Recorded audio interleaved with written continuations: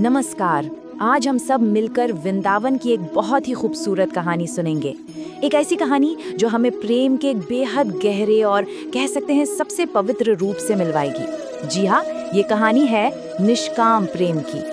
तो कहानी की शुरुआत होती है एक सवाल से। एक ऐसा सवाल जिसने ना पूरे वृंदावन को सोच में डाल दिया था। हुआ ये कि राधा, जो हमेशा हंसती खिलती खिलखिलाती रहती थी, वो अचानक इतनी खामोश क्यों हो गई? और ये कोई मामूली खामोशी नहीं थी। अरे इसके पीछे तो एक बहुत बहुत गहरा राज छिपा था। तो चलिए सबसे पहले कहानी के उस हिस्से में चलते हैं जहां हम ये समझने की कोशिश करेंगे कि राधा की इस खामोशी ने आखिर वृंदावन का पूरा माहौल कैसे बदल कर रख दिया था। अब राधा की खामोशी का असर तो देखिए हर तरफ महसूस हो रहा था वृंदावन में। अब पहले जैसी हंसी ठिठोली गूंजती ही नहीं थी। उनकी वो प्यारी शरारतें वो कहीं खो सी गई थी। और हद तो तब हो गई जब कृष्ण के साथ उनकी वो मीठी नोकझोंक भी बंद हो गई। मतलब चारों तरफ बस एक अजीब सा सन्नाटा था। और कृष्ण तो सब कुछ समझ रहे थे। उन्हें बिल्कुल पता था कि राधा के चुप रहने की वजह क्या है, लेकिन वो कुछ बोले नहीं। उन्होंने इंतजार करना चुना। पर सवाल ये है कि क्यों उन्होंने इंतजार क्यों किया? और बस यही सवाल इस कहानी को और भी गहरा बना देता है। तो अब हम पहुंचते हैं कहानी के उस हिस्से में जहां राधा की इस रहस्यमयी खामोशी का राज खुलने वाला है। ये सब एक गुप्त व्रत की वजह से था।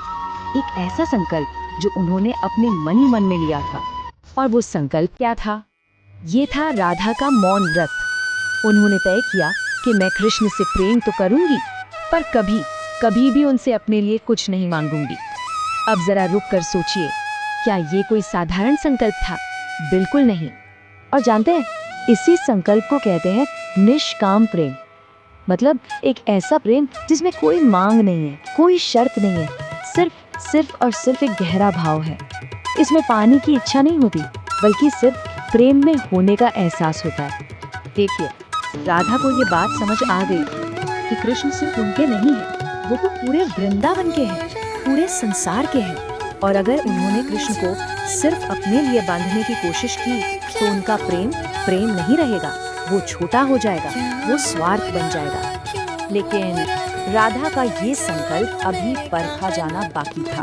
अब देखिए, कृष्ण ने एक लीला रची, एक ऐसी लीला जो असल में राधा के इस निष्काम प्रेम की एक परीक्षा थी। हुआ ये कि कृष्ण ने जानबूझकर दूसरी गोपियों के साथ ज्यादा वक्त बिताना शुरू कर दिया। अब सबको ये लगा कि भाई ये देखकर तो राधा को जलन होगी, वो दुखी होंगी। और सच भी है, ये एक ऐसी स्थिति थी जो किसी भी प्रेम करने वाले के सब्र का इम्तिहान ले सकती थी। और फिर जल्द ही राधा की एक सखी ने उनसे वो सवाल पूछ ही लिया जो उस वक्त हर किसी के मन में था। उन्होंने पूछा, राधे, कृष्ण को दूसरों के साथ देखकर क्या तुम्हें जरा भी दुख नहीं होता? ये एक बहुत सीधा सवाल था जो सीधे राधा के मन की गहराई में उतरना चाहता था। और अब जो राधा ने जवाब दिया वो इस पूरी कहानी का कह सकते हैं सबसे जरूरी हिस्सा है। उन्होंने कहा, जिससे मैं प्रेम करती हूँ वो स्वतंत्र है। अगर मैं उसे अपने प्रेम के बंधन में बांध लूं तो वो प्रेम नहीं, वो तो स्वार्थ कहलाएगा। सोचिए, ये जवाब अपने आप में दिखाता है कि उनका प्रेम कितना गहरा और कितना निस्वार्थ था। राधा के इस एक जवाब के बाद कहानी अपने सबसे खूबसूरत मोड़ पर आ पहुंचती है, जिसे हम कह सकते हैं आत्मा का मिलन। इस परीक्षा ने राधा और कृष्ण के रिश्ते को एक बिल्कुल ही नए, एक ऊंचे स्तर पर पहुंचा दिया था। उसी रात यमुना के किनारे कृष्ण खुद राधा के पास आए। पता है, उन्होंने राधा का वो जवाब दूर से सुन लिया था और उनकी आंखों में आंसू थे। वो एक बहुत ही खास, बहुत ही भावुक पल था। कृष्ण ने राधा से कहा, राधे, तुमने मुझे कभी बांधने की कोशिश ही नहीं की, और तुम्हारे दिए हुए इसी खुलेपन ने, इसी स्वतंत्रता ने मुझे हमेशा के लिए तुम्हारा बना दिया है।